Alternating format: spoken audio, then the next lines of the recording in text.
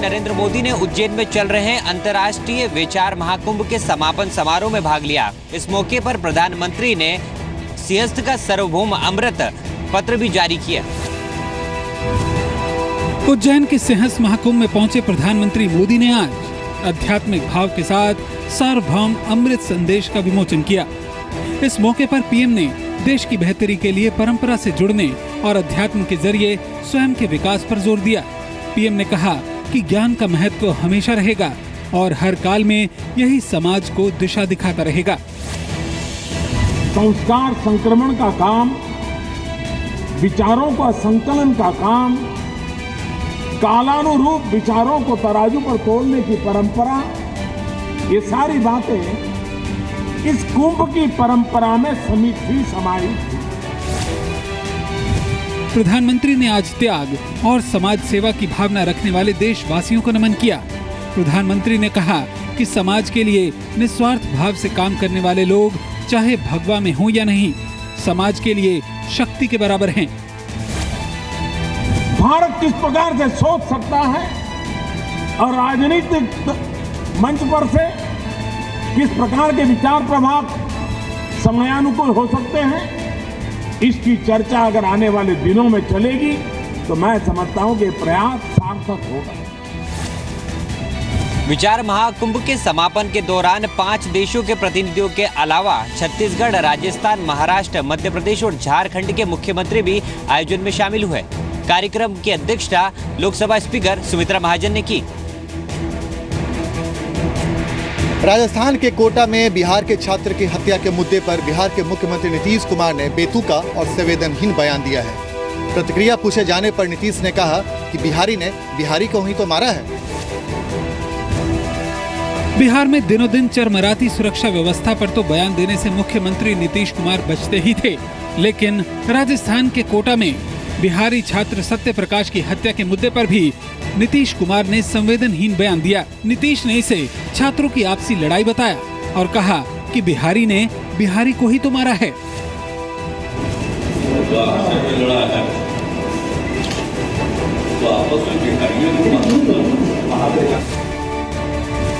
BJP ने CM Nitish Kumar को PM बनने के सपने से बाहर आकर बिहार के हालात पर ध्यान देने की अपील की।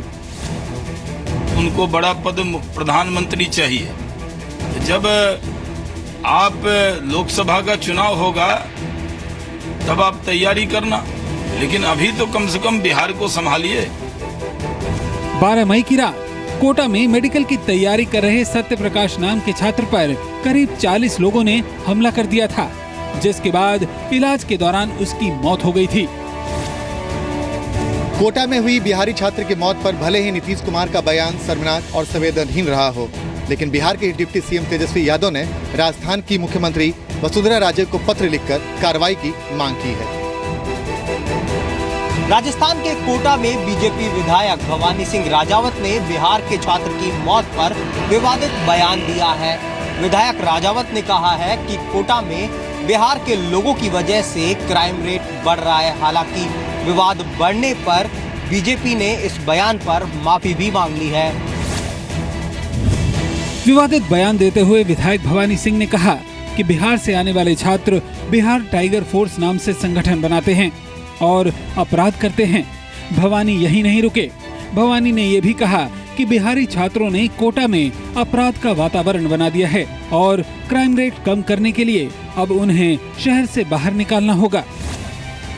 अभी एक छात्र की जघन्य हत्या जो कल सरेआम की है और बिहार टाइगर्स फोर्स नाम का गठन कर ले, संगठन बना ले और वो संगठन अपराधों को अंजाम देता चला जाए। प्रशासन को जिस मुस्तैदी से ऐसे संगठन के जितने सक्रिय सदस्य हैं उनको गिरफ्तार करना चाहिए। भवानी सिंह के विवादित बयान पर राजनीति भी गरमाई। जेडीयू ने इसे देश की एकता के खिलाफ बताया तो एनसीपी ने भी बीजेपी को विधायकों की बदजुबानी रोकने की सलाह दी। बिहार में चरमराती सुरक्षा व्यवस्था और बेखौफ बदमाशों की वारदातें थमने का नाम नहीं ले रही हैं। सीवान में पत्रकार की हत्या के बाद बक्सर में चलती ट्रेन में रेल पुलिस के 2 जवानों को गोली मारकर बदमाश फरार हो गए, जिसमें से एक जवान की मौके पर ही मौत हो गई। बिहार में महज 24 घंटे के भीतर पहले पत्रकार राजदेव रंजन की हत्या और फिर चलती ट्रेन में 2 आरपीएफ जवानों को गोली मारने का सनसनीखेज मामला सामने आया है। बदमाश आरपीएफ जवानों की 2 इंसास राइफलें भी लूटकर फरार हो गए। वारदात में एक आरपीएफ जवान अभिषेक सिंह की मौत हो गई, वहीं दूसरे घायल जवान नंदलाल यादव का इलाज चल रहा है। बिहार में बेखौफ होते बदमाशों और लगातार बिगड़ रही सुरक्षा व्यवस्था पर बीजेपी ने नीतीश सरकार को आड़े हाथ लिया।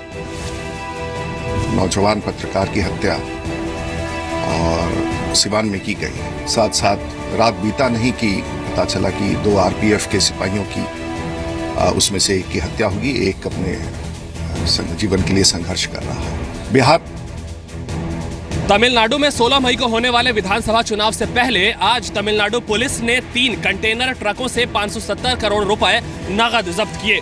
हालांकि साथ पकड़े गए लोगों का कहना है कि ये पैसा स्टेट बैंक ऑफ इंडिया का है। 2 दिन में होने वाले चुनाव से पहले आज चुनाव आयोग का फ्लाइंग स्क्वाड और सुरक्षा बलों की टीम पेरमनल्लूर कुवंतुर बाईपास पर चेकिंग कर रही थी। इसी दौरान 3 बड़े कंटेनर से लदे और कारों का काफिला वहां से गुजरा। रोके जाने का इशारा करने पर ट्रक ड्राइवरों ने रफ्तार और बढ़ा दी, जिसके बाद पीछा करके सभी कंटेनरों को पकड़ा गया। चुनाव आयोग की टीम उस वक्त और हैरान रह गई जब कंटेनरों में उन्हें पूरे 570 करोड़ रुपए नकद बरामद हुए। The money has not so far been seized, only detained for verification.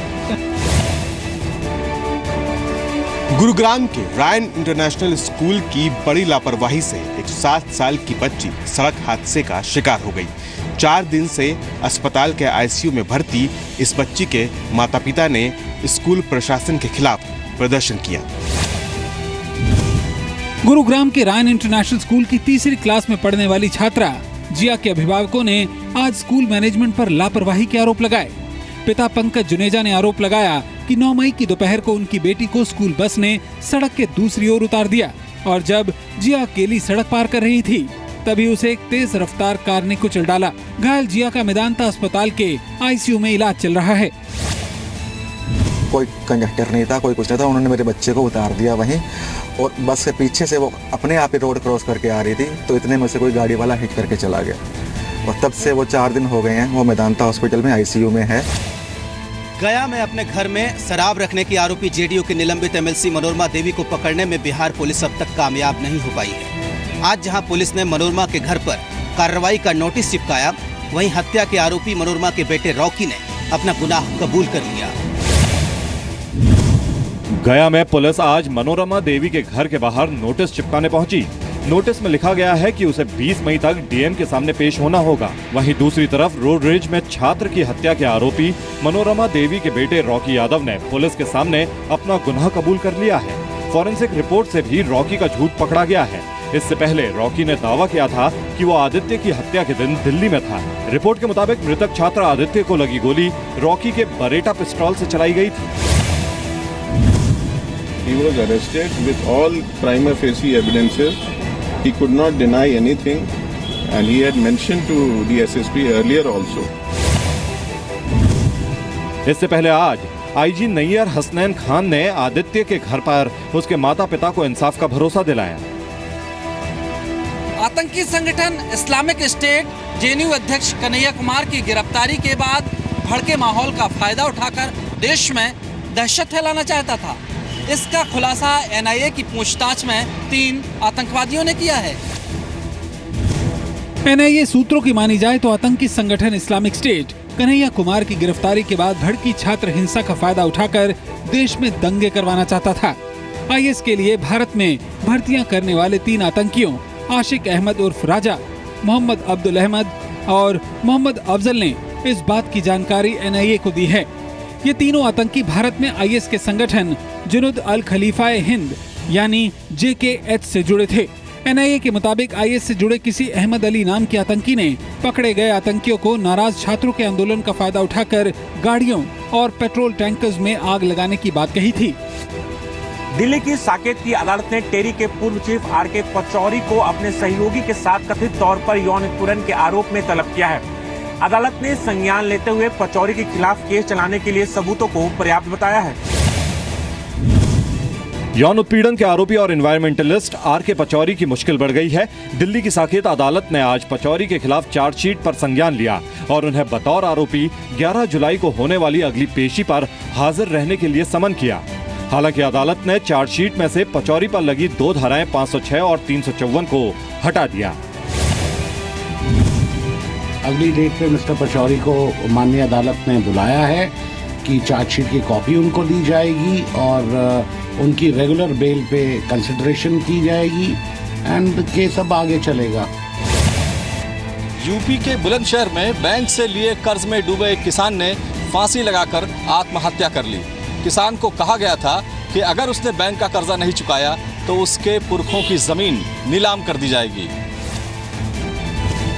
Bulandshahr के पवसरा गांव के किसान मंटूरी लाल की आत्महत्या ने जिला प्रशासन और बैंक अधिकारियों के होश उड़ा दिए हैं। 55 साल के मंटूरी लाल पर बैंक के लगभग 3 लाख रुपए का कर्ज बकाया था।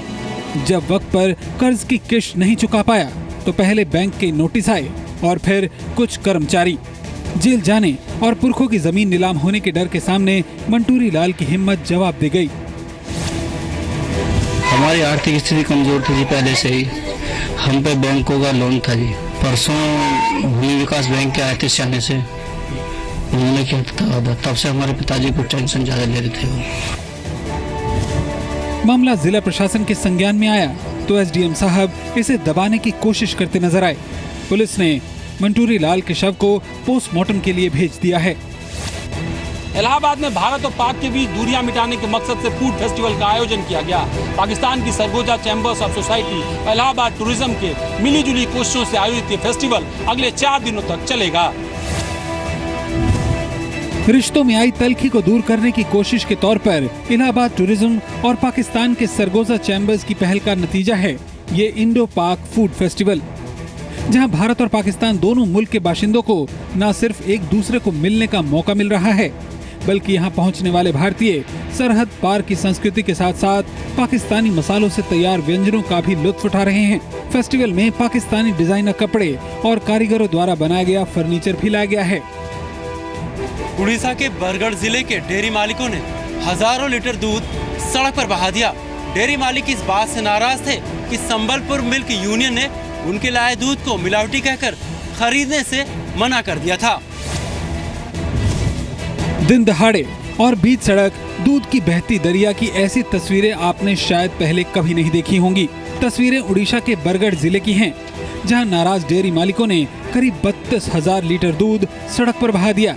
अपनी तरह के इस अजीबोगरीब नजारे को देखने के लिए लोगों की भीड़ भी इकट्ठा हो गई।